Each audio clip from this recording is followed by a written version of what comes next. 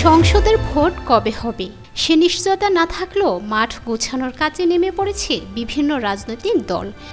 এরই ধারাবাহিকতায় নির্বাচনে বিএনপির সামনে শক্তিশালী প্রতিদ্বন্দ্বী হিসেবে আবির্ভূত হতে নানা ছক কষছে জামায়াতে ইসলামী।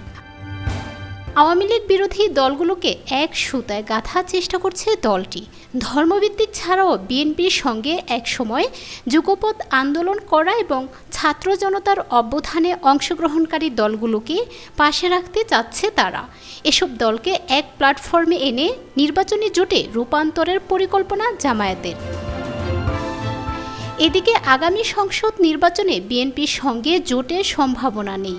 ক্ষমতাচ্যুত আওয়ামী লীগ মাঠে না থাকায় এবং ভোট পর্যন্ত পরিস্থিতি বদল না হলে নির্বাচন হতে পারে বিএনপি বনাম জামায়াত। তবে বিএনপির বিপক্ষে এককভাবে পেরে ওঠা সম্ভব নয়, তাই আওয়ামী লীগ বিরোধী সব দলকে নিয়ে বিএনপির প্রতিদ্বন্দ্বী জোট গঠনের চেষ্টা চলছে।